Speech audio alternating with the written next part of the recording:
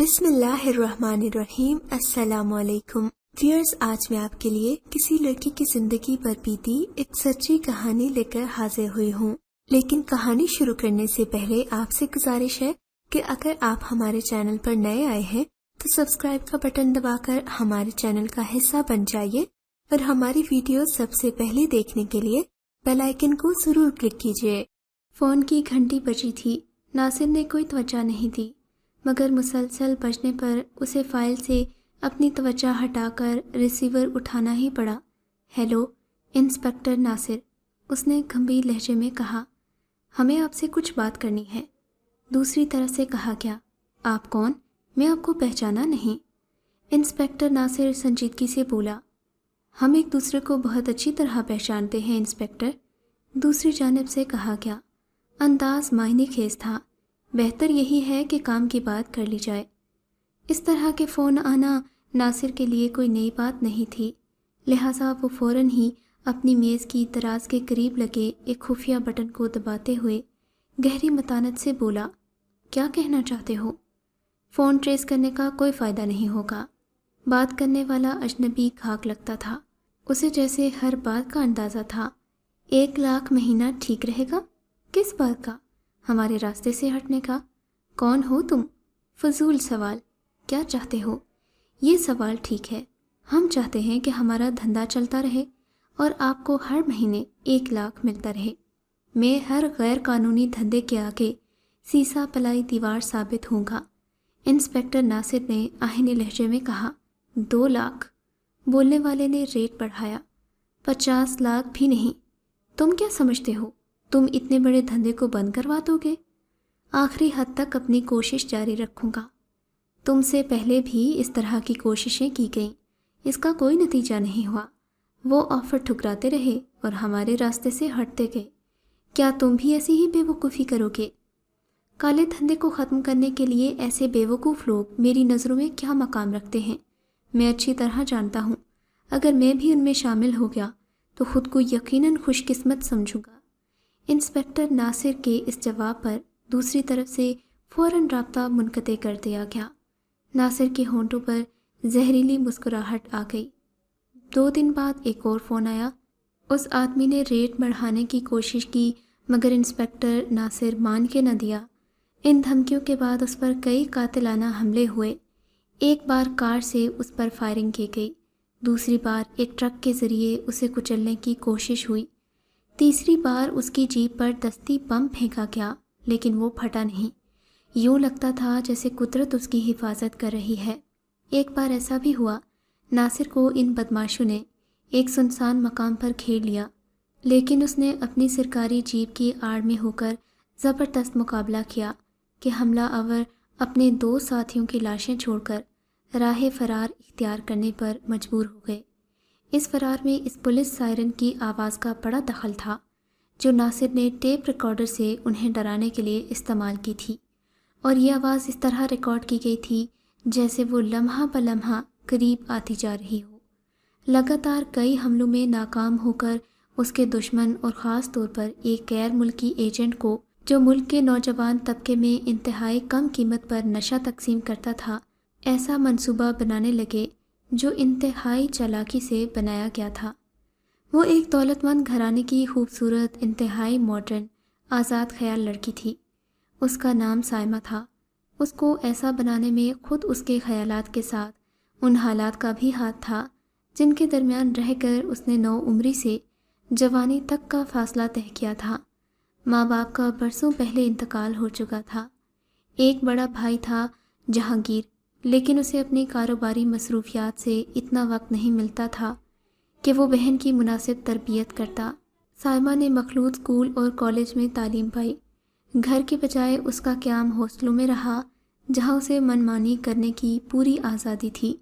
اس کے دوستوں میں لڑکیوں سے زیادہ لڑکوں کی تعداد تھی۔ کالج کے آخری 2 سال تک وہ کلبوں، سینما گھروں، پبلک تفریحی مقامات اور اپنے مرد دوستوں کے ساتھ آزادانہ گھومنے کی عادی ہو چکی تھی۔ انہی دوستوں میں سے کسی نے اسے چرس اور ہیروئن کا بھی عادی بنا دیا۔ بھائی کی طرف سے اسے کئی ہزار روپے ماہانہ جیب خرچ ملتا۔ وہ سب اس کی فضول خرچیوں اور نشے کی لت پوری کرنے کے کام آتا۔ جیب خرچ ختم ہوتا تو وہ مختلف بہانوں سے بھائی سے مزید رقم منگوا لیا کرتی۔ بی اے فائنل میں کسی نہ کسی طرح وہ پاس ہو گئی تھی، جبکہ اس کی خواہش تھی کہ وہ فیل ہو جائے تاکہ اسے 1 سال مزید ہاسٹل میں قیام کرنے کا موقع ہاتھ آ جائے۔ مگر جب وہ پاس ہو گئی تو مجبوراً اسے ہاسٹل چھوڑ کر گھر آنا پڑا۔ جہانگیر کو جب بہن کے شب و روز کا علم ہوا، اسے پہلی بار احساس ہوا کہ اس نے اپنی غفلت سے بہن کو غلط راستے پر ڈال دیا۔ اس نے پھر سختی شروع کر دی، سائمہ کے گھر سے نکلنے پر پابندی لگا دی اور جیب خرچ بند کر دیا۔ اتنے برسوں تک آزادانہ زندگی گزارنے والی سائمہ کو پابندیاں سخت ناپسند تھیں۔ گھر سے وہ کسی نہ کسی بہانے نکل آتی تھی، مگر خالی جیب نشہ پورے کرنے سے قاصر رہتی۔ اس طلب کو بجھانے کے لیے پہلے اس نے اپنی چیزیں فروخت کیں، پھر گھر میں چھوٹی موٹی چوریاں کیں، دوستوں سے قرض لینے لگی۔ جہانگیر کو بہن کی آزاد مزاجی کا علم تھا، مگر وہ یہ نہیں جانتا تھا کہ وہ منشیات کی عادی ہو چکی ہے۔ جب مزید سختی کی تو سائمہ گھر سے ہی فرار ہو گئی۔ اس کے کئی چاہنے والے تھے، مگر ان میں ابھی تک کوئی جرائم پیشہ شخص شامل نہیں ہوا تھا۔ وہ اس کی حسن اور جوانی کے دل دادا تھے، مگر کوئی اسے مستقل ذمہ داری کی حیثیت سے قبول کرنے کا حوصلہ نہیں رکھتا تھا۔ وہ سب اپنے گھر والوں اور بزرگوں سے ڈرتے تھے۔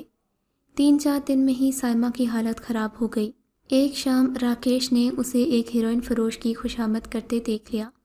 اس کی نظروں نے تاڑ لیا کہ یہ آزاد مزاج حسین لڑکی اس کے بہت کام آ سکتی ہے۔ تمہیں انجیکشن چاہیے یا سگریٹ؟ اس نے قریب آ کر پوچھا۔ جو بھی مل جائے چلے گا، سائمہ نے ایک انگڑائی لی۔ تم جو چاہو مل جائے گا۔ میں تمہیں 2-3 دن سے ادھر ادھر آوارہ گردی کرتے دیکھ رہا ہوں۔ اس طرح تم خود کو برباد کر رہی ہو۔ پھر مجھے کیا کرنا چاہیے؟ کسی بات مات اور مضبوط سہارے کی تلاش۔ وہ مجھے کہاں ملے گا؟ میں دے سکتا ہوں، مگر یاد رکھو کچھ لینے کے لیے کچھ دینا بھی پڑتا ہے۔ میں سب کچھ کرنے کے لیے تیار ہوں، بشرط یہ کہ ایک پرآسائش زندگی کے ساتھ میری طلب بھی پوری ہوتی رہے۔ میں تمہیں ایسی شاندار زندگی دے سکتا ہوں جس کا تم نے تصور بھی نہیں کیا ہوگا۔ تو پھر دیتے کیوں نہیں؟ وہ مسکرا کر بولی۔ تم مجھ سے تحریری معاہدہ کرو، اس کے بعد جو کچھ میں کہوں گا تم اس کی پابند ہوگی۔ میں ہر معاہدے کے لیے تیار ہوں، مگر صرف باتیں ہی بناتے رہو گے یا کوئی سگریٹ بھی دو گے؟ راکیش نے اسے ایک سگریٹ دیا۔ پھر 2-4 کش لگانے کے بعد جب نائلہ کی حالت سنبھلی تو وہ اسے خفیہ ٹھکانے پر لے گیا۔ وہاں اس نے سائمہ کو ایک مخصوص مقصد کے لیے ضروری تربیت دی۔ بالوں کی تراش خراش اور لباس کی وضع قطع سے اس کا حلیہ یکسر بدل چکا تھا۔ سائمہ نے سب کچھ آسانی سے سیکھ لیا۔ اپنی طلب سے لے کر زندگی کی آسائشوں تک اسے سب کچھ حاصل تھا۔ پھر وہ راکیش کے اشاروں پر کیوں نہ رقص کرتی؟ راکیش نے سائمہ سے اپنے مقاصد کے پیش نظر بڑے مفید کام لیے۔ اسے جس قسم کی معلومات حاصل کرنا ہوتی، اس کے مطابق وہ حکومت کے ایسے اعلیٰ افسروں اور عہدیداروں کو طاقتا جن کے ذریعے اسے مطلوبہ معلومات مل سکتیں۔ پھر وہ سائمہ کو اس کے پیچھے لگا دیتا اور وہ 2-4 ملاقاتوں میں ہی اس افسر کے دل و دماغ پر اتنی حاوی ہو جاتی کہ وہ کسی سحر زدہ معمول کی طرح وہ سب کچھ کرنے کے لیے تیار ہو جاتا جس کی وہ فرمائش کرتی۔ راکیش جانتا تھا کہ نشے کی لت سائمہ کو بہت جلد ناکارہ بنا دے گی، اس کی صحت تباہ ہو جائے گی اور صحت کے ساتھ اس کا حسن بھی، مگر وہ اس قیمتی ہتھیار کو کئی برس تک استعمال میں لانے کا ارادہ رکھتا تھا۔ اس نے دیکھا کہ سائمہ بھی اپنے کام میں دلچسپی لے رہی تھی۔ اسے دوسروں کو احمق بنا کر اپنا کام نکالنے میں مزہ آنے لگا تھا۔ ایسے بہترین ہتھیار کو بھلا وہ کیسے ضائع کرتا؟ اس نے سائمہ کو سمجھایا کہ اگر وہ ہیروئن چھوڑ دے تو اس کے حق میں بہتر ہوگا۔ دیر تک اس کا حسن، صحت اور جوانی برقرار رہے گی۔ یہی وہ خوبیاں ہیں جن کی وجہ سے وہ ایک پرآسائش زندگی گزارے گی۔ ان کے بغیر اس کا کوئی گزارا نہیں، اور وہ ایک بار پھر مفلسی سے دوچار ہو جائے گی، اور تب کوئی اس کی طرف دیکھنا بھی گوارا نہیں کرے گا۔ بات سائمہ کی سمجھ میں آ گئی اور وہ اپنے علاج کے لیے آمادہ ہو گئی۔ راکیش نے اسے ایک معیاری ہسپتال میں داخل کروا دیا، علاج کے لیے تمام اخراجات ادا کیے۔ سائمہ نے بھی اپنی قوت ارادی سے کام لیا۔ نتیجہ یہ ہوا کہ 3 ماہ کے علاج کے بعد اس نے مکمل طور پر ہیروئن کی لت سے چھٹکارا حاصل کر لیا۔ اس کا اثر اس کی عام صحت پر بھی اچھا پڑا، وہ پہلے سے کہیں زیادہ دلکش نظر آنے لگی۔ سائمہ صحت یاب ہو کر ہسپتال سے باہر نکلی تو یہ وہ وقت تھا جب راکیش انسپکٹر ناصر کو اپنے راستے سے ہٹانے کی ہر کوشش میں ناکام ہو رہا تھا۔ مجبوراً اس نے اپنے ترکش کے آخری تیر سائمہ کو اس کے خلاف استعمال کرنے کا فیصلہ کیا۔ انسپکٹر نے تو میرا سکون برباد کر دیا، اس نے سائمہ سے کہا۔ میرا باس مجھ سے اس قدر ناراض ہے کہ اس نے مجھے کھلے الفاظ میں الٹیمیٹم دے دیا کہ اگر 1 ماہ کے اندر میں نے اس کا کوئی تدارک نہیں کیا تو وہ مجھے شوٹ کر دے گا۔ میں جس لائن میں کام کر رہا ہوں وہاں مسلسل ناکامی کی سزا موت ہے۔ تو پھر تم کیا کرنا چاہتے ہو؟ سائمہ نے پوچھا۔ میرے ذہن میں ایک پلان ہے، مگر اس میں کامیابی کا تمام تر دار و مدار تم پر ہے۔ معاوضہ معقول ہو تو میں ہر کام کرنے کے لیے تیار ہوں۔ اگر تم اس کام میں کامیاب ہو گئی تو تمہارا انعام 10 لاکھ ہے، اور یہ کم نہیں ہوگا۔ 4 لاکھ ایڈوانس اور باقی 6 لاکھ کامیابی کے بعد۔ مجھے کرنا کیا ہوگا؟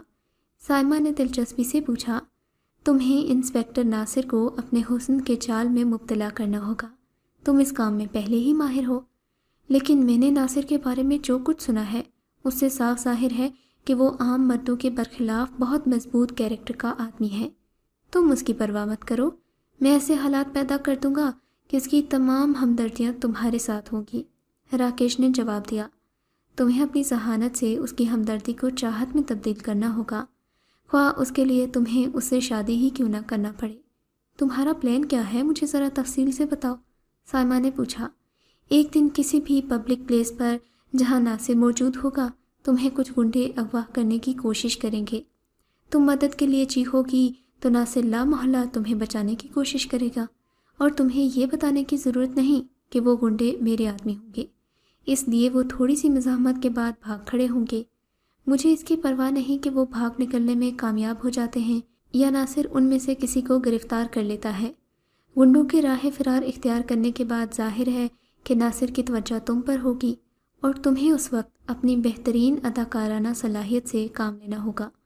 تم اسے بتاؤ گی کہ تم بالکل تنہا اور بے سہارا ہو، غریب خاندان سے تعلق ہے، تعلیم یافتہ بھی ہو۔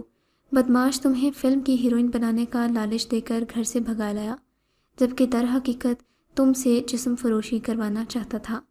جب تم اس کے چنگل سے بھاگ نکلی تو اس نے تمہارے پیچھے گنڈے لگا دیے، اور پھر ایک شریف آدمی نے تمہاری مدد کی۔ اس کے تعاون سے تمہیں ایک مناسب ملازمت مل گئی۔ تم نے اپنی رہائش کے ایک بنگلے کا چھوٹا سا پورشن بھی کرائے پر حاصل کر لیا۔ تمہارا خیال تھا کہ اب تمہاری زندگی سکون سے گزر جائے گی، مگر جلد ہی اس بدماش نے رہائش گاہ کا پتہ لگا لیا۔ اس کے بعد تمہیں کئی بار دھمکی دے چکا ہے۔ اس کے ساتھی بنگلے کے آس پاس منڈلاتے رہتے ہیں۔ وہ کئی مرتبہ تمہیں راستہ چلتے ہوئے اٹھا لے جانے کی کوشش بھی کر چکے ہیں، مگر کسی وجہ سے کامیاب نہیں ہو سکے، یہاں تک کہ آج انہوں نے تمہیں زبردستی کار میں ڈال کر لے جانے کی کوشش بھی کی۔ ادھر جس بنگلے کے پورشن میں تم رہ رہی ہو اس کا مالک بھی اس صورتحال سے پریشان ہے۔ اس کی جوان بیٹیاں ہیں، اپنے گھر کے ارد گرد غنڈہ گردی برداشت نہیں کر سکتا، اس لیے دبی زبان میں تم سے کہہ چکا ہے کہ تم پورشن خالی کر دو، اور تم اس صورتحال سے پریشان ہو۔ اب کہاں جاؤ گی یا کس طرح خود کو اس بدماش سے بچاؤ گی؟ جس شریف آدمی کی وجہ سے تمہیں یہ رہائش اور ملازمت ملی ہے وہ آج کل بیرون ملک کیا ہوا ہے، معلوم نہیں کب واپس آئے گا۔ تمہارا خیال ہے کہ انسپکٹر جیسا ذہین آدمی میری اس کہانی پر یقین کرے گا؟ سائمہ نے پوچھا۔ آخر کیوں نہیں؟ اس سے جھوٹ بولنے کی ضرورت کیا ہے؟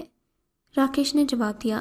زیادہ سے زیادہ تصدیق کرے گا تو تمہاری داستان کے تمام ضروری شواہد کا بندوبست کر دیا جائے گا، ملازمت کا بھی، رہائش گاہ کا بھی۔ اس کے بعد تمام تر انحصار تمہاری متاثر کن اداکاری پر ہوگا۔ انسپکٹر اپنی بوڑھی ماں اور 2 چھوٹے بہن بھائیوں کے ساتھ سرکاری مکان میں رہتا ہے۔ اب یہ تمہارا کام ہے کہ تم کس طرح اسے رام کرتی ہو، خواہ وہ تمہیں اپنے گھر پر ہی رہنے کی پیشکش کر دے۔ اگر وہاں قدم رکھنے کا موقع مل گیا تو پھر اپنی خدمت سے اس کی ماں کو اپنی مٹھی میں کر لینا۔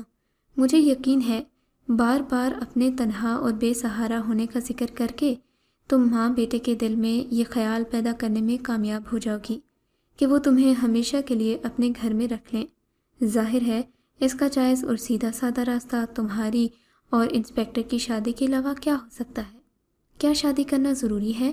ہاں، اس کے بغیر تم ناصر کے دل میں اور دماغ میں نہیں جھانک سکو گی۔ ہمیں اس کی مصروفیات کا معلوم ہو جائے گا تو اسے ختم کرنا آسان ہوگا۔ کوئی اور وار کارگر نہ ہوا تب تم اسے زہر دے سکتی ہو۔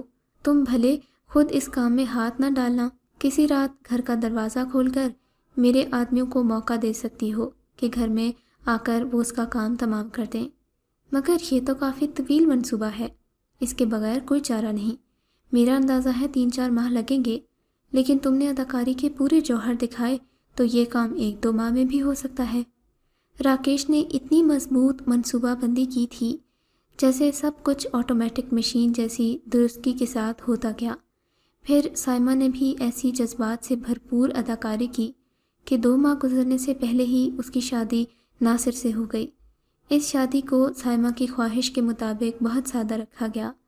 اس میں سائمہ کی مصلحت یہ تھی کہ شادی کی دھوم دھام میں کہیں کسی ایسے فرد سے مت بھیڑ نہ ہو جائے جس سے پہلے کسی اور حیثیت سے وہ مل چکی ہو، جبکہ ناصر نے اس خیال سے سادگی کو منظور کر لیا تھا کہ جتنے کم لوگوں کو اس بارے میں علم ہوگا اتنا ہی فائدہ ہے۔ وہ بدماش جو ایک مدت سے اس کے پیچھے پڑے ہوئے تھے اور وہ انہیں بچانا چاہتا تھا۔ راکیش بہت خوش تھا، جو کچھ اس نے سوچا تھا ٹھیک اسی طرح ہوتا جا رہا تھا، مگر وہ اس انقلاب سے بے خبر تھا جو چپکے چپکے سائمہ کے دل اور دماغ کو اپنی گرفت میں لیتا جا رہا تھا۔ اب تک اسے جن مردوں سے واسطہ پڑا تھا وہ عورت کا محض ایک ہی روپ دیکھنے کے کاہل تھے۔ راکیش کے ساتھ کام کرنے سے پہلے اور اس کے بعد بھی سائمہ کے ارد گرد دولت مند نوجوان بھنوروں کی طرح منڈلاتے تھے۔ ان میں سے 1-2 ایسے بھی تھے جن سے خود سائمہ کو بھی تھوڑی بہت دلچسپی تھی۔ مثال کے طور پر ایک نوجوان ہاشم، جسے کافی دن یہ خوش فہمی رہی کہ سائمہ اس سے محبت کرتی ہے اور ایک دن اس سے شادی کر لے گی، مگر راکیش نے اپنے گنڈوں سے اس کی خاصی ٹھکائی کروا دی تھی اور یوں اس سے پیچھا چھڑا لیا۔ ناصر ان سب سے مختلف تھا، جن کو ابھی تک سائمہ اپنی انگلیوں پر نچاتی رہی تھی۔ وہ ان سب سے مختلف تھا۔ اس کی نظروں میں حوث کی جگہ احترام تھا، لب و لہجے میں بناوٹ کی جگہ خلوص تھا، رویے میں خود غرضی کی جگہ ہمدردی اور اپنائیت۔ شادی ہونے تک اسے سائمہ سے محبت ہوئی تھی یا نہیں، اس سے قطع نظر سائمہ اس کی چاہت میں بری طرح گرفتار تھی۔ اپنے پلان کے آخری مرحلے پر عمل کرنے کے لیے راکیش کا دباؤ بڑھا تو راکیش کو وہ ٹالتی رہی۔ پھر اس نے کہہ دیا، راکیش صاحب، آپ اس خیال کو ذہن سے نکال دیں۔ کیا مطلب ہے تمہارا؟ اس نے چونک کر پوچھا۔ ناصر اب میرے شوہر ہیں اور کوئی بیوی اپنے شوہر کو قتل کرنے کی سازش میں حصے دار نہیں بن سکتی۔ یہ تم کیا کہہ رہی ہو؟ جو کہہ رہی ہوں ٹھیک کہتی ہوں، سائمہ نے مضبوط لہجے میں جواب دیا۔ اب میں آئندہ آپ کی کوئی خدمت سر انجام نہیں دے سکوں گی۔ میرا آپ سے جو بھی تعلق تھا وہ آج سے ختم۔ آئندہ آپ مجھ سے ملنے یا رابطہ رکھنے کی کوشش نہ کریں۔ مجھے آپ سے کچھ نہیں چاہیے، مجھے میرے حال پر چھوڑ دیں۔ جانتی ہو ہماری آرگنائزیشن کے چھوڑنے یا اس سے بغاوت کرنے کا انجام کیا ہوتا ہے؟ راکیش نے غصے سے کہا۔ مجھے ڈرانے دھمکانے کی کوشش نہ کریں۔ میں آپ اور آپ کی سرگرمیوں کے بارے میں اتنا کچھ جانتی ہوں کہ اگر میری زبان کھل گئی تو یہ زمین آپ پر تنگ ہو جائے گی۔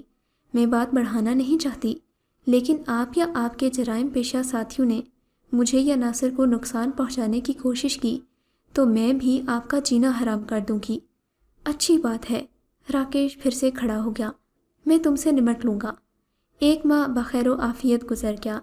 ایک رات ناصر کو کچھ ضروری رپورٹوں کی تیاری کے سلسلے میں کچھ دیر تک دفتر میں رکنا پڑا۔ وہ 12:10 پر دفتر سے نکلا۔ اوس رفتار سے اپنی جیپ چلاتے ہوئے 12:30 بجے وہ گھر پہنچا۔ جیپ کو گیراج میں کھڑا کر کے ابھی چند قدم آگے ہی بڑھا تھا کہ اس نے یکے بعد دیگرے 3 فائروں کی آواز سنی۔ آواز گھر کی بالائی منزل سے آئی تھی جہاں اس کا بیڈ روم واقع تھا۔ مکان کے اندر 2 زینے بالائی منزل تک جاتے تھے۔ ایک زینہ عمارت کے اندر تھا اور دوسرا لوہے کا چکر دار زینہ جو گیراج سے دائیں جانب واقع تھا۔ ناصر بیرونی زینے کی طرف دوڑا۔ اسی وقت اس نے ایک آدمی کو جلدی جلدی زینے سے اترتے دیکھا۔ گھر کے اس حصے میں نیم تاریکی تھی۔ بھاگنے کی کوشش کرنے والے شخص کو ناصر نے پکڑ لیا۔ اس نے اس کی گرفت سے آزاد ہونے کی بھرپور کوشش کی۔ ایک لمحے کے لیے ناصر نے اس کا چہرہ دیکھا۔ اسی وقت ناصر کو اس کے سیدھے ہاتھ میں پستول نظر آ گیا۔ اس نے پستول چھیننے کے لیے اس کی کلائی پکڑ کر پوری قوت سے موڑ دی اور پستول ناصر کے ہاتھ میں آ گیا۔ ایک دم وہ آدمی ماہی پیاب کی طرح تڑپا اور ناصر کی گرفت سے آزاد ہوتے ہی گیٹ کی طرف بھاگا۔ اتنی دیر میں 2 ملازم، ایک مالی، ایک خانسمہ، گولیوں کی آواز سن کر گھر کے پچھلے حصے میں واقع سرونٹ کوارٹر سے بھاگتے ہوئے آئے اور ناصر کو دبوچ لیا۔ بھاگنے والا گیٹ سے باہر نکل کر غائب ہو چکا تھا۔ فائرنگ کی یہ آواز پولیس کی ایک جیپ نے بھی سن لی تھی جو معمول کے راؤنڈ پر اس طرف سے گزر رہی تھی۔ جیپ میں انسپکٹر خالد موجود تھا جو کہ ناصر کو جانتا تھا۔ اسے یہ بھی معلوم تھا کہ دشمن نہ جانے کتنی بار کہ ناصر پر کئی قاتلانہ حملے ہو چکے ہیں۔ جس وقت جیپ ناصر کے گیٹ کے سامنے آ کر رکی تو گھر سے فرار ہونے والا آدمی نظروں سے اوجھل ہو چکا تھا۔ خالد پھرتی سے نیچے اترا اور گھر کے کھلے ہوئے گیٹ سے اندر داخل ہو گیا۔ اس کے پیچھے 2 کانسٹیبل بھی تھے۔ تب تک مالی اور خانسمہ ناصر کو پکڑے ہوئے تھے اور وہ چیخ رہا تھا، کیا کر رہے ہو کم وقتو، چھوڑ دو مجھے، مجرم کبھی کا بھاگ چکا ہے۔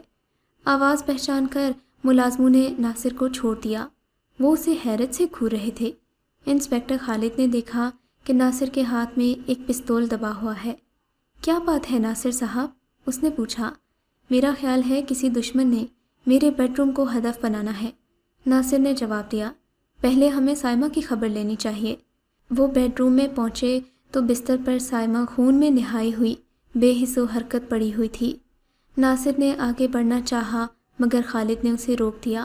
1 منٹ ناصر صاحب، کیا آپ کے ہاتھ میں آپ کا پستول اپنا ہے؟ جی نہیں، میں نے تو یہ بھاگنے والے حملہ آور سے چھینا ہے۔ مجھے دکھائیں گے؟ خالد نے ہاتھ بڑھا کر کہا۔ ناصر نے پستول اس کی طرف بڑھا دیا جسے خالد نے بڑی احتیاط سے اپنے رومال میں پکڑ لیا۔ نال سونگھی، اس میں سے بارود کی بو آ رہی تھی۔ سونگھنے کی ضرورت کیا ہے؟ ناصر بولا، ظاہر ہے حملہ آور نے اسی کو استعمال کیا ہے۔ خالد نے آگے بڑھ کر سائمہ کو دیکھا، وہ مر چکی تھی۔ ملازموں نے آپ کو کیوں پکڑ رکھا تھا؟ خالد نے ناصر کو بغور دیکھتے ہوئے پوچھا۔ اس کے لہجے میں تشویش نمایاں تھی۔ اندھیرے کی وجہ سے وہ مجھے ہی مجرم خیال کر رہے تھے، ناصر نے بتایا۔ کیا آپ اس وقت کہیں باہر سے آئے ہیں؟ خالد نے اس کے لباس کو دیکھتے ہوئے پوچھا۔ جی، مجھے کچھ ضروری رپورٹ تیار کرنا تھی، اسی لیے آج دفتر میں کام کر رہا تھا، ناصر نے جواب دیا۔ جیپ گیرج میں چھوڑ کر گھر میں جانے کے لیے قدم بڑھایا ہی تھا کہ گولیوں کی آواز سنائی تھی۔ میں نے اندازہ کر لیا وہ میرے بیڈ روم کی جانب سے آئی ہیں، چنانچہ میں بیرونی زینے کی طرف بڑھا۔ اسی وقت حملہ آور زینے سے اتر کر بھاگتے ہوئے مجھ سے ٹکرا گیا۔ میں نے اسے پکڑ لیا۔ ایک لمحے کے لیے اس کی صورت دیکھنے کا موقع بھی ملا۔ اسی وقت میں نے اس کا پستول چھین لیا، مگر افسوس وہ میری گرفت سے بھاگ نکلا۔ آپ کے خیال میں یہ حملہ آپ پر کیا گیا تھا، مگر عدم موجودگی کی وجہ سے آپ بچ گئے اور اس کی زد میں آپ آ گئے؟ ہاں، بظاہر تو یہی لگتا ہے، مگر حقیقت کیا ہے یہ تحقیقات کے بعد ہی معلوم ہوگا، انسپکٹر ناصر نے جواب دیا۔ پھر انسپکٹر خالد کی تفتیش کے دوران کئی ایسی باتیں سامنے آئیں جو پولیس ہی نہیں، خود ناصر کے لیے بھی حیرت انگیز انکشاف کا درجہ رکھتی تھیں۔ مثلاً معلوم ہوا کہ سائمہ وہ نہیں تھی جو اس نے اس کے گھر والوں کو بتایا تھا۔ وہ ہائی سوسائٹی سے اٹھنے بیٹھنے والی اور مردوں سے بے باکانہ تعلقات رکھنے والی ایک بٹر فلائی، یا زیادہ صحیح الفاظ میں وہ ایک کال گرل تھی جو انتہائی شاندار زندگی گزار رہی تھی۔ اتنا ہی نہیں بلکہ یہ بھی معلوم ہوا کہ 3 مختلف بینکوں میں اس کا بینک بیلنس 30 لاکھ سے بھی زیادہ تھا۔ یہ بھی ثابت ہوا کہ موت اسی پستول کی گولیوں سے واقع ہوئی جسے ناصر نے اپنے بیان کے مطابق بھاگنے والے مجرم سے چھینا تھا۔ حیرت انگیز بات یہ تھی کہ اس پر ناصر کے ہاتھوں کی انگلیوں کے علاوہ کسی اور کے نشان نہیں پائے گئے۔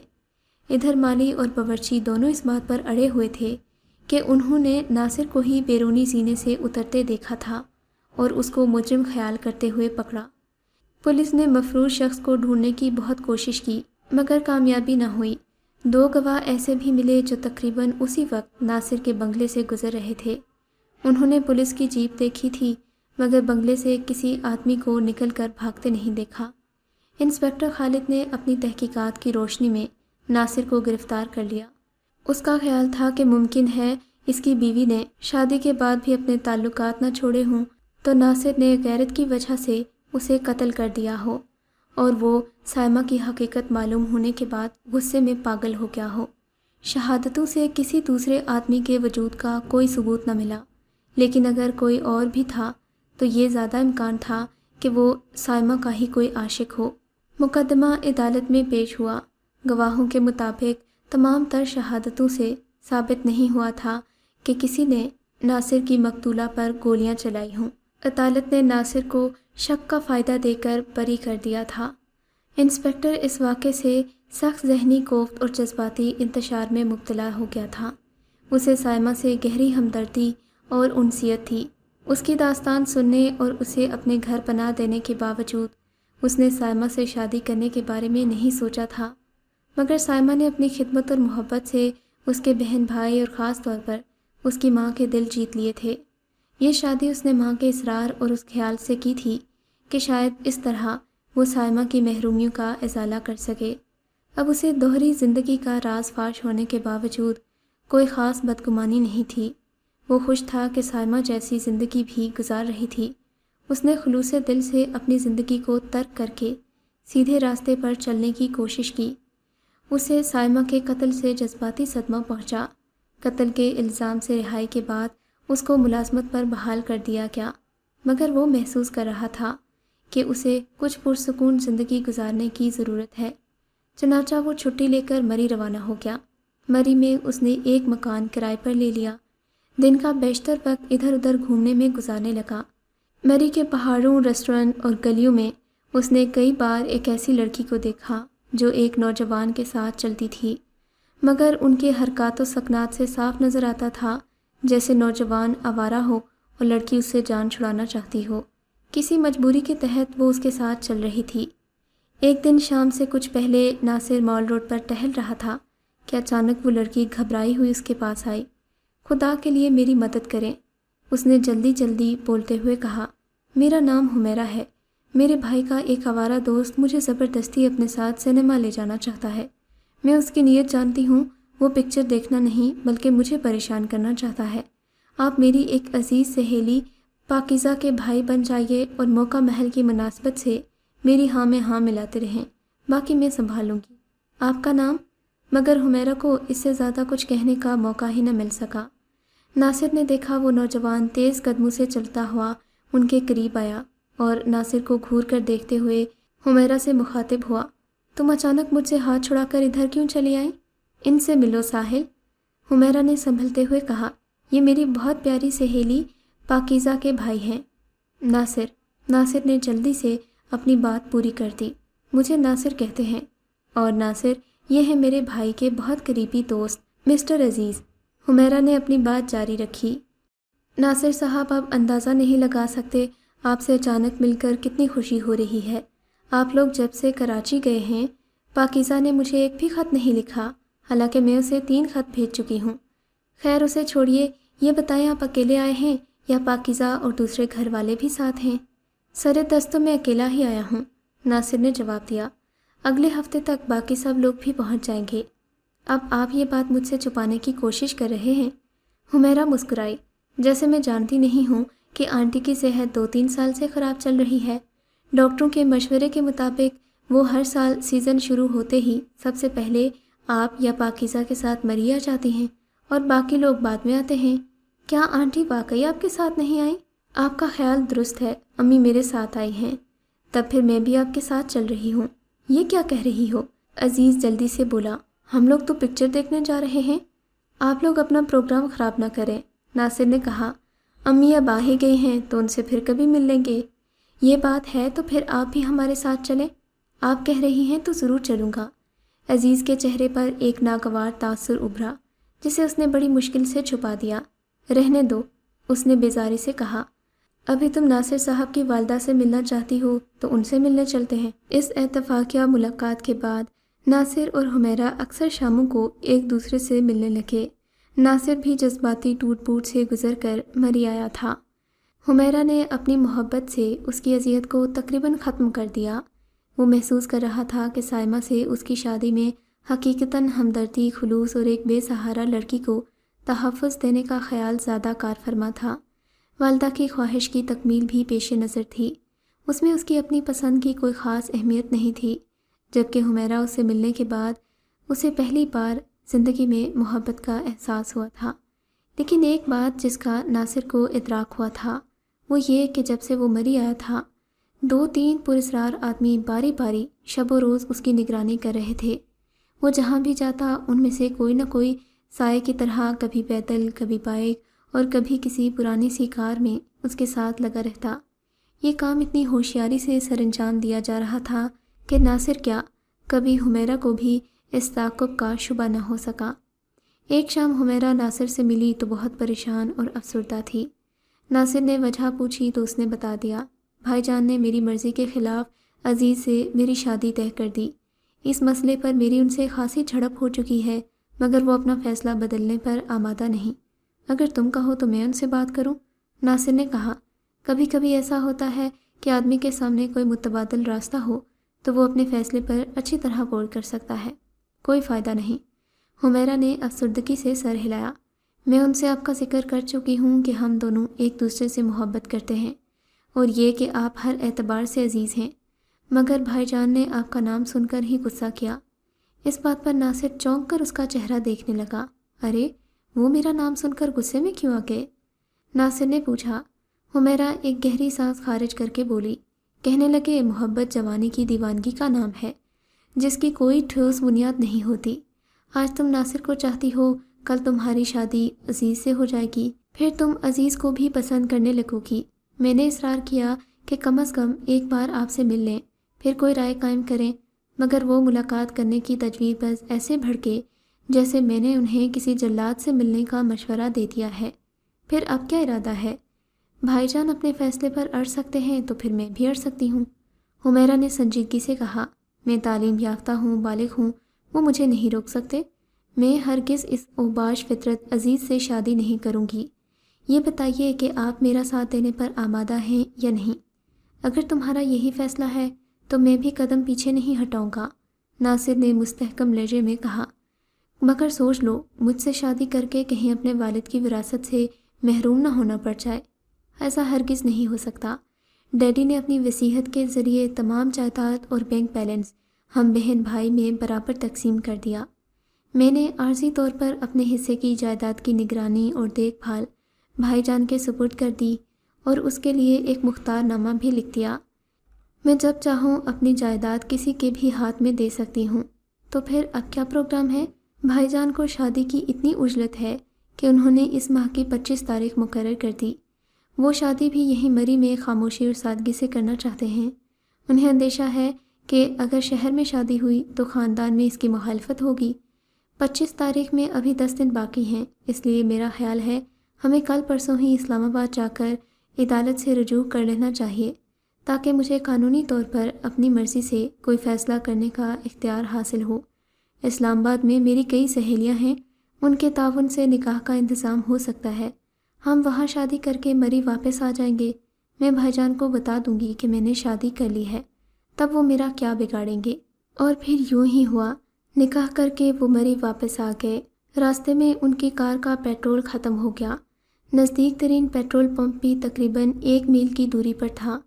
کار کو 1 میل تک دھکا دے کر لے جانا بہت مشکل تھا۔ ناصر نے تجویز پیش کی کہ وہ ڈکی سے گیلن کا ٹن نکال کر پیدل یا کسی سے لفٹ لے کر پیٹرول پمپ جائے اور پیٹرول لے آئے۔ تب تک حمیرہ کار میں بیٹھ کر انتظار کرے یا پھر آس پاس کے پہاڑی نظاروں سے لطف اندوز ہوتی رہے۔ مجبوراً ایسا ہی کیا کیا۔ ناصر چلا گیا تو وہ آس پاس کے مناظر دیکھنے لگی۔ ابھی وہ جھک کر نیچے دیکھ ہی رہی تھی کہ کسی نے اسے اپنی پشت کی جانب سے دھکا دیا۔ حمیرہ کے منہ سے ایک چیخ نکلی اور وہ ڈھلان پر تیزی سے لڑکتی ہوئی نیچے کی جانب چلی۔ اگر وہ اس طرح گرتی چلی جاتی تو موت یقینی تھی، مگر ابھی اس کی زندگی باقی تھی کہ وہ درختوں کے جھنڈ سے ٹکرا کر رک گئی۔ ہوش ٹھکانے آئے تو اس نے تیزی سے اوپر کی سمت دیکھا، مگر وہاں کوئی نہیں تھا۔ اس نے اپنا جائزہ لیا، 1-2 جگہ خراشیں آنے کے علاوہ وہ بالکل خیریت سے تھی۔ سر تک کا فاصلہ بھی اتنا زیادہ نہیں تھا کہ کوئی اس کی آواز نہ سن سکے، چنانچہ اس نے مدد کے لیے چلانا شروع کر دیا۔ پھر اس نے دوسری آواز نکالی ہی تھی کہ ریلنگ پر ناصر نمودار ہوا۔ اس نے جھک کر دیکھا اور حمیرہ کو دیکھ کر اس کے چہرے پر حیرت کے تاثرات ابھرے۔ تم وہاں کیا کر رہی ہو؟ اس نے پکار کر کہا۔ پہلے تم مجھے یہاں سے اوپر پہنچاؤ، پھر بتاتی ہوں۔ ناصر نے کار کی ڈگی میں پڑی رسی نکالی جو کافی لمبی تھی۔ بمشکل حمیرہ تک پہنچ گئی۔ ناصر نے رسی کا دوسرا سرا ریلنگ میں باندھ دیا اور خود بھی نیچے اتر گیا۔ وہ حمیرہ کو سہارا دیتے ہوئے اوپر لایا۔ سڑک پر پاؤں رکھتے ہوئے حمیرہ نے گہری سانس لی اور پوچھا، آپ پیٹرول لے کر کب آئے؟ مشکل سے 5 منٹ ہوئے ہوں گے۔ واپسی میں بھی لفٹ مل گئی تھی۔ یہاں آ کر دیکھا تو تم غائب تھیں۔ پھر تمہاری آواز کانوں میں آئی۔ بھاگ کر دیکھا تو تم وہاں موجود تھیں، مگر تمہیں ہوا کیا تھا؟ میں خود نہیں گئی تھی، مجھے کسی نے دھکا دے کر کھائی میں گرانا چاہا۔ خدا کی قدرت کہ میں درختوں سے ٹکرا گئی، ورنہ ہڈی پسلی کا بھی پتہ نہ چلتا۔ اس واقعے کے بعد بھی حمیرہ پر 2-3 قاتلانہ حملے ہوئے، جس کے بعد پولیس میں رپورٹ درج کروائی گئی۔ انسپکٹر خالد کو اچانک بری میں دیکھ کر ناصر حیران رہ گیا تھا۔ خالد نے اس کی بیوی کی موجودگی کی ذرا پرواہ نہ کی اور اس کی پہلی بیوی، اس کے قتل اور پھر عدالت میں چلنے والے کیس کے بارے میں سب کچھ اس کی بیوی کے سامنے بتا دیا، جس پر حمیرہ اس سے بہت خفا ہوئی۔ پولیس میں رپورٹ درج کی گئی اور تحقیقات شروع ہو گئیں۔ 1 ہفتہ بخیر و عافیت گزر گیا۔ پھر ایک دن ناشتے کے بعد وہ دونوں سیر تفریح کے لیے نکل گئے۔ دوپہر کا کھانا انہوں نے ایک ہوٹل میں کھایا اور پھر حمیرہ نعمان کو اپنی 2-3 سہیلیوں سے ملانے لے گئی۔ ایک سہیلی نے ان دونوں کو رات کے کھانے کے لیے روک لیا۔ اس طرح جب وہ واپس گھر آئے تو رات کے 11 بج چکے تھے۔ دونوں کافی تھکے ہوئے تھے، لباس تبدیل کر کے سونے کے لیے لیٹ گئے۔ حمیرہ کو فوراً نیند آ گئی، مگر ناصر جاگتا رہا۔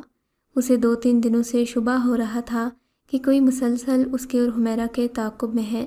اچانک ناصر بے اختیار چونک گیا۔ وہ جلدی سے اٹھا، کچھ سوچا۔ سرحا نے چھوٹی میز پر رکھا ہوا رومال اٹھایا اور حمیرہ کی طرف گھوما۔ اب اس کا ہاتھ آہستہ آہستہ حمیرہ کے سینے اور گردن کی طرف بڑھ رہا تھا۔ ہاتھ گردن سے تھوڑے فاصلے پر تھا کہ حمیرہ نے ایک دم آنکھیں کھول دیں۔ اسے ایسے معلوم ہوا جیسے ناصر اس کا گلا گھونٹنے والا تھا۔ تیزی سے اٹھ کر بیٹھ گئی۔ ناصر نے جلدی سے اس چادر کو جھٹکا دیا جو حمیرہ نے اوڑھ رکھی تھی۔ یہ آپ کیا کر رہے تھے؟ حمیرہ نے اسے خوفزدہ لہجے میں دیکھ کر کہا، ایک چھپکلی کا بچہ تمہارے سینے پر رینگ رہا تھا، میں اسے بھگانے کی کوشش کر رہا تھا۔ ناصر نے سادگی سے کہا، آپ جھوٹ بول رہے ہیں، آپ سوتے میں میرا گلا گھونٹ کر مجھے مارنا چاہتے تھے؟ کیسی باتیں کر رہی ہو؟ ناصر نے حیرت سے کہا، تمہارے ایک دم اٹھنے سے چھپکلی کا بچہ چادر پر گر پڑا اور میں نے چادر جھٹک کر اسے زمین پر گرا دیا۔ اس طرح وہ غائب نہ ہو گیا ہوتا تو میں تمہیں دکھا دیتا۔ اب میں تمہاری باتوں کے فریب میں نہیں آؤں گی۔ حمیرہ پلنگ سے اتر آئی۔ اب تک مجھے یقین نہیں تھا، مگر آنکھوں دیکھی حقیقت کو کیسے جھٹلا سکتی ہوں؟ آپ نے سائمہ سے دولت کے لیے شادی کی، پھر اسے قتل کر دیا، پھر آپ نے دولت کی خاطر ہی مجھ سے شادی کی۔ آپ کی بدنیتی کا سب سے بڑا ثبوت یہ ہے کہ آپ نے مجھ سے پہلی شادی کی بات چھپائی اور اب آپ مجھے مار کر میری دولت پر قبضہ کرنا چاہتے ہیں۔ خدا کا شکر ہے اس نے 3 مرتبہ آپ کے حملوں سے میری جان بچائی، مگر اب میں مزید کوئی خطرہ مول لینے کے لیے تیار نہیں ہوں۔ میں ابھی اور اسی وقت بھائی جان کے گھر جا رہی ہوں۔ بہتر ہوگا کہ آپ کل تک مجھے طلاق دے دیں، ورنہ عدالت میں آپ سے خلا حاصل کرنے کے لیے درخواست دائر کر دوں گی۔ ناصر نے ایک گہری سانس خارج کی۔ وہ بے حد افسردہ تھا۔ بہتر ہے تم جو مناسب سمجھو وہی کرو، وہ بولا۔ ظاہر ہے کہ اپنی صفائی پیش کرنے کی میری ہر کوشش بیکار ثابت ہوگی، مگر میری درخواست ہے کہ تم اس وقت گھر سے باہر نہ نکلو۔ کسی دوسرے کمرے میں جہاں خود کو محفوظ خیال کرو جا کر سو جاؤ۔ ہرگز نہیں، یہاں ہر لمحہ خود کو خطرے میں گھری ہوئی محسوس کر رہی ہوں۔ حمیرہ نے فیصلہ کن لہجے میں کہا، اور آپ اب اس گھر میں 1 منٹ بھی نہیں ٹھہر سکتی۔ سرے دست میں خالی ہاتھ جا رہی ہوں، کل کسی کو بھیج کر اپنا سامان منگوا لوں گی۔ پھر حمیرہ اٹھی، لباس تبدیل کیا، گیراج سے اپنی کار نکالی اور روانہ ہو گئی۔ اسے جاتے ہوئے انسپکٹر خالد کے علاوہ کچھ ایسی آنکھوں نے بھی دیکھا جن کے وجود کا خود انسپکٹر خالد کو بھی علم نہیں تھا۔ ناصر حمیرہ کے جانے کے بعد ایک کرسی پر بیٹھا مسلسل سگریٹ پھونک رہا تھا۔ اس کی سمجھ میں نہیں آ رہا تھا کہ اس صورتحال میں کیا کرے۔ اچانک فون کی گھنٹی بجی۔ ناصر نے جلدی سے ریسیور اٹھا لیا۔ مسٹر نعمان، دوسری طرف سے کسی اجنبی کی آواز آئی۔ یس اٹ از، آپ کی بیوی حمیرہ کی زندگی خطرے میں ہے، اسے بچانا چاہتے ہیں تو فوراً اس کے بھائی کے گھر پر پہنچیں۔ تم کون ہو؟ تمہیں کیسے معلوم ہوا کہ حمیرہ اس وقت اپنے بھائی کے گھر ہوگی؟ میرا کام آپ کو آگاہ کرنا تھا، سو کر دیا، خدا حافظ، جواب ملا اور ریسیور خاموش ہو گیا۔ حمیرہ اپنے بھائی کے گھر پہنچی تو ملازم نے بتایا کہ صاحب گھر پر نہیں ہیں، کسی دعوت میں جانے کے لیے کہہ گئے ہیں، ابھی تک واپس نہیں آئے۔ حمیرہ نے کوئی خاص تردد نہیں کیا، ناصر کے گھر سے نکل کر خود کو محفوظ خیال کر رہی تھی۔ سیدھی اپنے کمرے میں گئی اور اندر سے دروازہ بند کر لیا۔ حمیرہ بستر پر لیٹنے کا ارادہ کر ہی رہی تھی کہ فون کی گھنٹی بجنے لگی۔ ہیلو، کون ہے؟ اس نے پوچھا۔ میں انسپکٹر عاطف بات کر رہا ہوں، دوسری طرف سے جواب ملا۔ تم نے ناصر کے گھر سے نکل کر سخت غلطی کی ہے، تمہیں سوچنا چاہیے تھا کہ وہ اپنے گھر میں تمہارا خون نہیں کر سکتا، اس طرح الزام براہ راست اسی پر آتا اور اس بار وہ عدالت سے شبے کا فائدہ اٹھا کر بری نہیں ہو سکتا تھا۔ اس نے تمہیں خوفزدہ کر کے گھر سے بھگا دیا۔ میں 2-3 دن سے مسلسل تمہاری نگرانی کر رہا ہوں، مجھے معلوم ہے کہ اس نے تمہارے کمرے میں ایک ٹائم بم چھپا رکھا ہے۔ وہ جانتا تھا اس کے گھر سے نکل کر تم اپنے بھائی کے گھر جاؤ گی، ظاہر ہے تم اسی کمرے میں ٹھہرو گی۔ مجھے اس ٹائم بم کا وقت تو معلوم نہیں، مگر وہ کسی بھی وقت پھٹ سکتا ہے۔ حمیرہ بری طرح خوفزدہ ہو گئی۔ پھر میں کیا کروں انسپکٹر صاحب؟ اس نے کانپتی ہوئی آواز میں پوچھا۔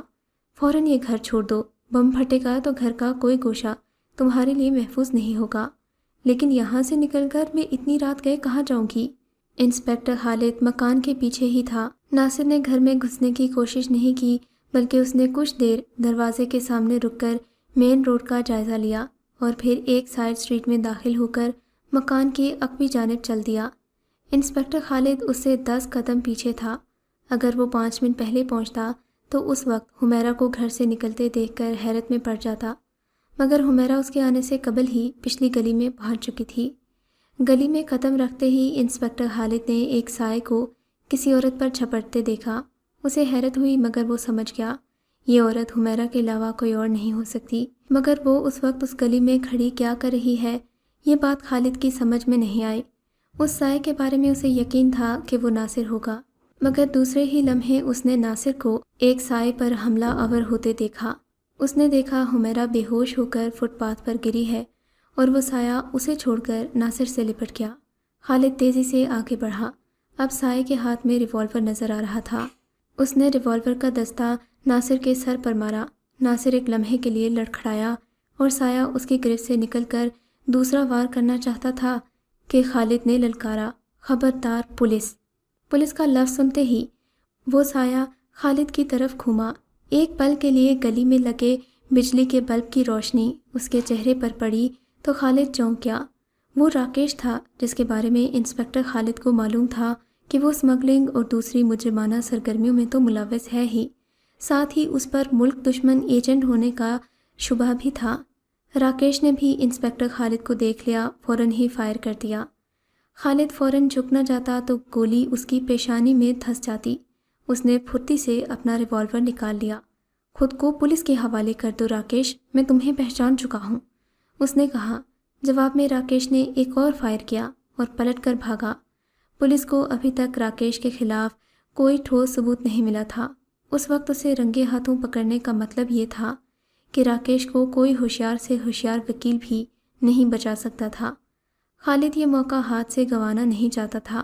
رک جاؤ راکیش، ورنہ میں گولی چلا دوں گا، وہ چیخا، مگر راکیش بھاگتا رہا۔ خالد نے اس کی ٹانگوں کا نشانہ لیتے ہوئے ٹریگر دبا دیا۔ ایک بار نہیں 2 بار اسی لمحے نامعلوم کس چیز سے راکیش کو ٹھوکر لگی۔ وہ لڑکھڑا کر گرنے لگا اور گولیاں پیروں کی بجائے اس کی پشت میں لگ گئیں۔ وہ فٹ پاتھ پر منہ کے بل گر پڑا۔ خالد بھاگ کر اس کے پاس پہنچا، وہ آخری سانسیں لے رہا تھا۔ تم حمیرہ کو کیوں مارنا چاہتے تھے؟ خاوند نے اس کی حالت دیکھ کر جلدی سے پوچھا۔ اتنی دیر میں ناصر بھی ایک ہاتھ سے اپنا سر پکڑے ہوئے حمیرہ کو دیکھ رہا تھا۔ اطمینان کرنے کے بعد کہ وہ صرف بے ہوش ہے، وہ اس کے قریب آ چکا تھا۔ انسپکٹر ناصر نے مجھے اور میری سرگرمیوں کو ناقابل تلافی نقصان پہنچایا تھا۔ راکیش اٹکتی ہوئی سانسوں کے درمیان بولا۔ میں نے اسے کئی بار مارنے کی کوشش کی مگر وہ بچ کر نکلا۔ مجبور ہو کر میں نے اپنی ساتھی کو اس کے پیچھے لگا دیا۔ سائمہ نے اسے ختم کرنے کے لیے اس سے شادی کر لی، مگر خدا جانے ناصر کو سائمہ کے ارادوں کا کیسے علم ہو گیا۔ اس نے سائمہ کو قتل کر دیا۔ پولیس نے اسے گرفتار کر لیا مگر وہ شبہ کا فائدہ اٹھا کر آزاد ہو گیا۔ تب سے میں اور میری ساتھی اس کے پیچھے لگے ہوئے تھے۔ اس نے حمیرہ سے شادی کر لی۔ میں نے سوچا اگر میں حمیرہ کو قتل کر دوں تو اس بار ناصر کسی بھی عدالت سے بچ نہیں سکے گا۔ تو کیا حمیرہ کو پہاڑی سے دھکا تم نے دیا تھا؟ ہاں، میں نے ہی ریسٹورنٹ میں اس کی کافی کے گلاس میں اس وقت زہر کی گولیاں ڈال دی تھیں جب کافی کی ٹرے کچن کے کاؤنٹر پر رکھی ہوئی تھی اور ابھی ویٹر اسے اٹھانے نہیں آیا تھا۔ میں نے اس پر بہت حملے کیے مگر خدا جانے کون سی طاقت تھی جو ان کی حفاظت کر رہی تھی۔ وہ دونوں بچ نکلے مگر پولیس کو ناصر پر کچھ نہ کچھ شبہ ضرور تھا۔ پھر میں نے آج کی رات حمیرہ کو ناصر کے گھر سے نکل کر ادھر جاتے دیکھا تو فون کر کے حمیرہ کو بتایا کہ اس کے کمرے میں بم رکھا ہوا ہے۔ وہ گھبرا کر باہر نکل آئی۔ ناصر کو میں پہلے ہی فون کر چکا تھا۔ مجھے معلوم نہیں تھا انسپکٹر کہ تم بھی میری نگرانی کر رہے ہو۔ میں نے سوچا تھا میں حمیرہ کا گلا گھونٹ کر مار دوں گا، پھر ناصر آئے گا تو وہ حمیرہ کو ہسپتال لے جائے گا یا پھر گھر، مگر دونوں صورتوں میں پولیس اسے چھوڑنے والی نہیں تھی۔ آپ اسے کسی ہسپتال میں لے جانے کا بندوبست کیوں نہیں کرتے؟ ناصر نے کہا، ممکن ہے اس کی جان بچ جائے۔ حمیرہ کیسی ہے؟ خالد نے پوچھا۔ وہ ٹھیک ہے، صرف خوف سے بے ہوش ہو گئی۔ تم اسے گھر لے جا کر کسی اور ڈاکٹر کو فون کرو اور راکیش کو اپنی جیپ میں ہسپتال لے جانے کی میں کوشش کرتا ہوں۔ مگر اس وقت حمیرہ کو بھی فون آ گیا۔ وہ ناصر کو وہاں دیکھ کر ڈر گئی مگر خالد نے اسے اصل حقیقت سے آگاہ کر دیا۔ مجھے اور تمہیں شدید غلط فہمی ہوئی تھی مسٹر ناصر، اس نے کہا۔ تمہیں مارنے کی کوشش کرنے والا کوئی اور تھا۔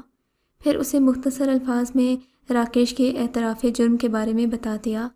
حمیرہ حیرت اور پچھتاوے کے ملے جلے جذبات میں خاموش تھی۔ اس کی سمجھ میں نہیں آ رہا تھا کہ وہ کیا کرے، کن الفاظ میں ناصر سے معافی مانگے۔ ناصر اس کی کیفیت سمجھ رہا تھا۔ اس نے ہمدردی سے کہا، آؤ ہم گھر چلتے ہیں۔ لہٰذا وہ حمیرہ کو سہارا دیتے ہوئے چل دیا۔ خالد اپنی جیپ لانے کے لیے ان کے ساتھ تھا۔ جیسے ہی سائیڈ اسٹریٹ سے نکل کر مین روڈ پر آئے، انہوں نے ایک کار کو مکان کے سامنے رکتے دیکھا۔ حمیرہ نے کار سے اس کے بھائی کو نکلتے دیکھا مگر ناصر کی آنکھیں اسے دیکھتے ہی حیرت سے پھیل گئیں۔ وہ حمیرہ کا بازو چھوڑ کر اس کی طرف لپکا۔